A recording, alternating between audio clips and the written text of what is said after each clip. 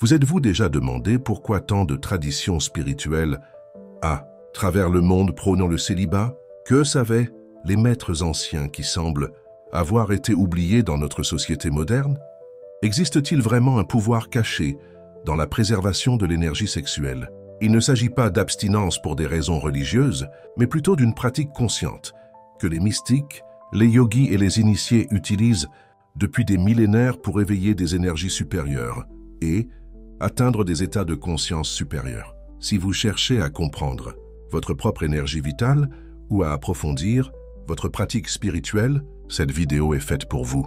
Préparez-vous pour un voyage à travers une sagesse cachée qui peut révolutionner votre perception de l'énergie sexuelle et de son potentiel divin. Le célibat n'est pas un concept nouveau. On retrouve des traces de cette pratique, comme voie d'éveil spirituel, dans les civilisations anciennes. Dans le yoga tantrique et le taoïsme, l'énergie sexuelle est considérée comme la manifestation la plus puissante de la force vitale universelle.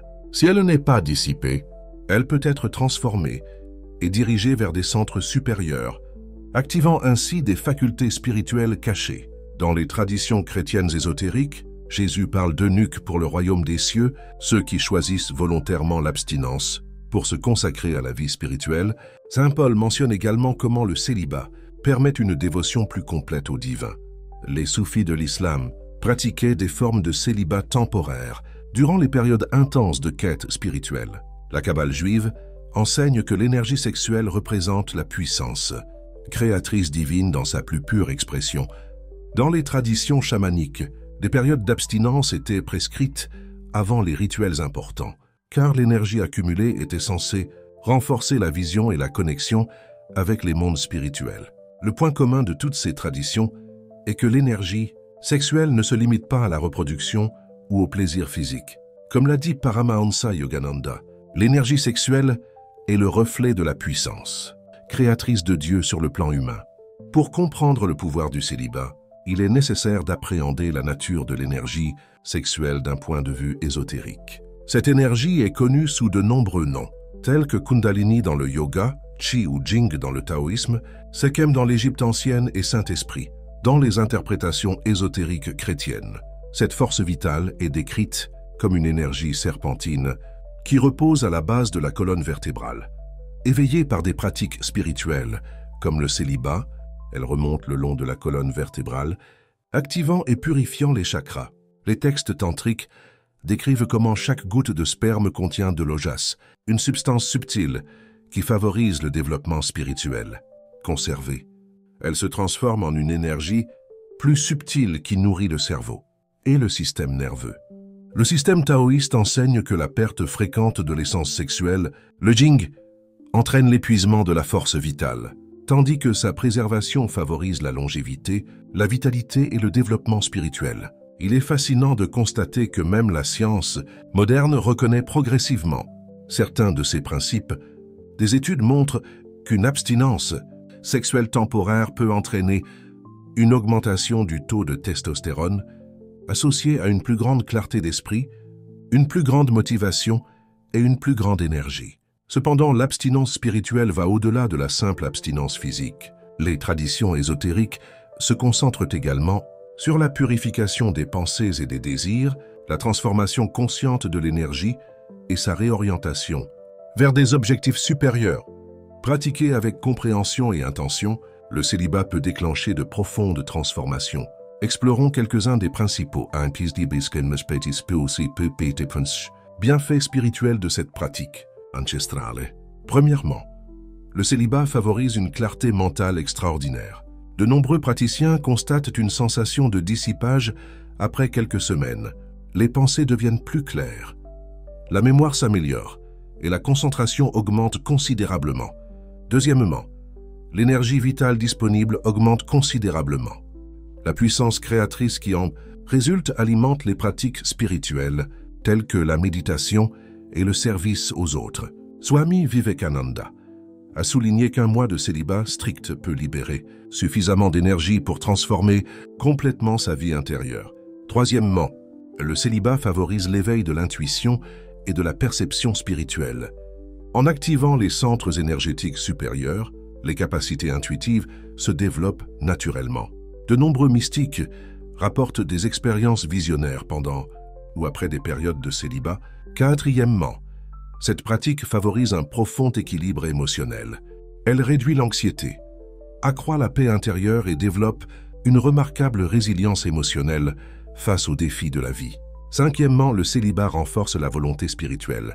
Maîtriser l'une des pulsions les plus puissantes de la nature humaine développe une force intérieure qui s'étend à tous les domaines de la vie.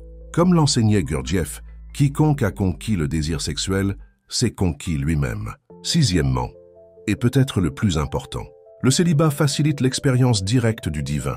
Selon Swami Sivananda, le célibat est le fondement de toute expérience spirituelle. C'est la porte d'entrée vers la libération, la clé de l'immortalité. Il est important de souligner que ces bienfaits ne sont pas automatiques, ni garantis uniquement par l'abstinence physique. Elles sont le fruit d'une pratique consciente intégrée à d'autres disciplines spirituelles. Les écritures sacrées de diverses traditions contiennent des références profondes au pouvoir du célibat. Dans la Bible, Jésus parle d'eunuques devenus eunuques pour le royaume des cieux. Matthieu 19,12. Paul écrit: l'homme célibataire s'inquiète des choses du Seigneur, des moyens de lui plaire. 15 Corinthiens 7,32. Dans le Dhammapada, le Bouddha enseigne: peu nombreux sont ceux qui atteignent l'autre rive. Cette autre rive représente l'illumination, et l'une des pratiques les plus importantes pour y parvenir était le célibat. Dans les traditions taoïstes, le secret de la fleur d'or nous avertit: lorsque l'esprit n'est pas perturbé par le désir, la véritable illumination surgit naturellement. Dans la tradition soufie, Rumi a écrit: la luxure est comme boire de l'eau salée. Plus on en boit, plus on a soif. Les soufis pratiquaient des formes de célibat, temporaires lors de retraites spirituelles intenses.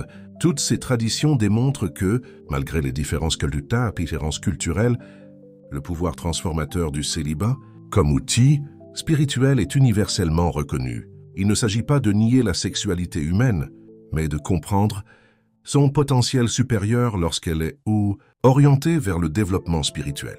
Il est crucial de bien distinguer le célibat spirituel, authentique de la simple répression sexuelle. Il s'agit de pratiques fondamentalement différentes, aux résultats opposés. La répression sexuelle survient lorsque les désirs naturels sont niés ou considérés comme pécheurs sans une compréhension plus approfondie. Cette approche conduit souvent à des déséquilibres psychologiques, à des sentiments de culpabilité et paradoxalement à une fixation encore plus forte sur la sexualité. Comme l'a souligné Carl Jung, ce que vous rejetez demeure. Le véritable célibat spirituel ne repose ni sur la peur, ni sur la culpabilité, ni sur le déni. C'est un choix conscient, motivé par le désir de transformation intérieure. Il ne s'agit pas de combattre la nature sexuelle, mais plutôt de la comprendre profondément et de l'aligner sur un objectif supérieur. Les traditions tantriques enseignent que l'énergie sexuelle ne doit être ni réprimée ni exploitée, mais plutôt transcendée par la compréhension. Le maître tantrique Abhinavagupta a écrit: quiconque connaît le secret de la transformation de l'énergie sexuelle connaît le secret de l'univers. Les maîtres spirituels ont toujours insisté sur le fait que le célibat devait être introduit progressivement, dans la compréhension et le respect du corps. Swami Sivananda a conseillé: n'essayez pas de tuer le désir par la force. Comprenez sa nature, son but, sa gloire et son pouvoir caché. Une approche équilibrée du célibat comprend non seulement l'abstinence physique, mais aussi la purification du corps par une alimentation et des techniques de respiration adaptées, la discipline mentale par la méditation et l'étude, la culture de l'énergie par des activités créatives et le service, le développement de la dévotion et de la connexion spirituelle et une compréhension profonde de la nature de l'énergie sexuelle. Pratiqué de cette manière holistique, le célibat ne mène pas à l'oppression, mais à la libération. Il ne conduit pas au déni de la vie, mais à une célébration plus pleine et plus consciente de l'existence. Maintenant que nous comprenons les bases du célibat spirituel, explorons quelques pratiques spécifiques pour transmuter l'énergie sexuelle. La première est la respiration consciente. Dans presque toutes les traditions ésotériques, la respiration est considérée comme un pont entre le corps et l'esprit. Des techniques, comme le pranayama en yoga ou la respiration fœtale en taoïsme, aidant à diriger l'énergie sexuelle vers le haut à travers la colonne vertébrale. Un exercice simple est la respiration testiculaire ou ovarienne. Respirez profondément et imaginez l'énergie vitale circuler de vos parties génitales vers votre nombril. Retenez brièvement votre souffle, puis en expirant, imaginez cette énergie remonter le long de votre colonne vertébrale jusqu'à votre tête. Le deuxième exercice est la visualisation créative. Les yogis tibétains enseignent la technique de visualisation de l'énergie sexuelle comme une lumière rouge vif à la base de la colonne vertébrale qui se transforme en une lumière blanche, cristalline à chaque respiration en remontant à travers les chakras. La troisième pratique consiste à rediriger consciemment l'énergie par l'activité physique et créative. Lorsque vous sentez votre énergie sexuelle s'intensifier, canalisez-la vers le mouvement physique, l'expression artistique, l'étude intensive ou le service aux autres. La quatrième technique est la pratique de l'observation. Lorsque des pensées ou des désirs sexuels surgissent, observez-les simplement à distance. Cette approche, fondamentale dans le bouddhisme, et l'Advaita Vedanta, dissout progressivement l'identification aux pulsions. La cinquième pratique consiste à utiliser des mantras et des sons sacrés. Certaines vibrations sonores ont le pouvoir d'élever l'énergie des centres inférieurs vers les centres supérieurs. Des mantras tels que Om, Soham ou Hamsa peuvent être de puissants outils de sublimation. La sixième technique implique des postures spécifiques. En Hatha Yoga, certaines asanas, comme Sarvangasana, la posture du poirier, et Mula Bandha, la contraction des racines, ont été spécifiquement conçues pour transformer l'énergie sexuelle. Enfin, l'une des pratiques les plus puissantes est le développement de l'amour et de la dévotion inconditionnelle. Lorsque le cœur s'ouvre véritablement à l'amour universel, l'énergie monte naturellement des centres inférieurs vers le chakra du cœur. Il est important de pratiquer ces pratiques avec respect, patience et idéalement sous la supervision d'un professionnel. L'énergie sexuelle est extrêmement puissante et sa transmutation est une science spirituelle précise. Le chemin vers le célibat spirituel comporte son lot d'obstacles. Comprendre et surmonter ces obstacles est essentiel pour quiconque souhaite entreprendre cette pratique. Le premier défi réside dans la force du désir sexuel naturel. Les textes tantriques comparent la maîtrise de l'énergie sexuelle à la maîtrise d'un éléphant en colère. Cela exige respect, patience et une approche progressive. Le deuxième défi réside dans l'esprit conditionné. Notre culture regorge de stimuli et de messages sexuels qui renforcent l'idée qu'une expression sexuelle constante est une condition préalable au bonheur. Libérer l'esprit de ces schémas exige une vigilance constante. Le troisième obstacle est l'isolement social. Dans une société qui ne considère souvent pas le célibat comme une voie spirituelle, ceux qui choisissent cette pratique peuvent être confrontés à des incompréhensions ou à une pression sociale. Le quatrième défi est le déséquilibre énergétique. Lorsque l'énergie sexuelle commence à s'accumuler, des périodes de forte pression énergétique ou d'irritabilité peuvent survenir si les techniques de sublimation ne sont pas appliquées correctement. Le cinquième obstacle est l'orgueil spirituel. Paradoxalement, la voie du célibat peut engendrer un sentiment de supériorité sur ceux qui ne la suivent pas. Le sixième défi est la stagnation énergétique. Si l'énergie emmagasinée n'est pas correctement canalisée vers le haut par des pratiques spirituelles, elle peut stagner dans les centres inférieurs. Comme l'enseigne le taoïsme, l'eau qui ne coule pas stagne. Les traditions ésotériques proposent diverses stratégies pour surmonter ces difficultés. Introduisez la pratique progressivement, en commençant par de courtes phases.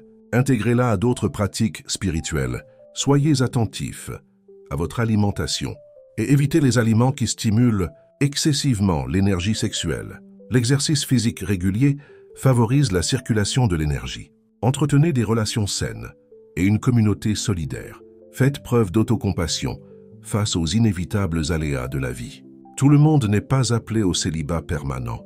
Pour de nombreux chercheurs spirituels, le célibat temporaire ou périodique peut être une pratique puissante qui s'intègre harmonieusement à une vie familiale et sociale équilibrée. Dans les traditions hindoues, le terme brahmacharya désignait à l'origine non seulement le célibat permanent, mais aussi des étapes spécifiques de la vie ou des cycles temporels de conservation de l'énergie. Les textes védiques décrivent comment même les chefs de famille pratiquaient des périodes régulières d'abstinence sexuelle. Le taoïsme enseigne l'alternance de périodes d'expression sexuelle consciente et de périodes de maîtrise de soi totale, suivant les cycles saisonniers et lunaires. Dans les traditions chamaniques, l'abstinence temporaire était souvent prescrite en préparation de cérémonies importantes ou de quêtes de vision. On croyait que l'énergie recevait un pouvoir visionnaire nettement plus grand. Pour ceux qui souhaitent expérimenter le célibat, temporaire comme pratique spirituelle, voici quelques approches. Le célibat lunaire implique de s'abstenir de toute abstinence pendant certaines phases lunaires, comme la pleine lune et la nouvelle lune. Célibat saisonnier. Certaines saisons ou certains mois de l'année sont consacrés à la conservation de l'énergie et à des pratiques spirituelles intensives. Retraite spirituelle, participation à des retraites régulières, où le célibat est pratiqué parallèlement à la méditation et à d'autres pratiques spirituelles. L'abstinence est considérée comme sacrée les jours saints. Le célibat est une pratique délibérée qui consacre des périodes spécifiques à la réalisation d'objectifs spirituels précis. Le célibat temporaire offre une occasion équilibrée de ressentir les effets transformateurs de cette pratique, sans nécessairement adopter un mode de vie monastique. Comme l'a enseigné Patanjali, le brahmacharya, pratiqué pendant des périodes spécifiques, conduit au développement de la volonté spirituelle et à un objectif clair. La clé du succès de cette approche réside dans une intention claire et un engagement absolu durant les périodes choisies. Même des périodes relativement courtes d'abstinence consciente peuvent provoquer de profonds changements de conscience.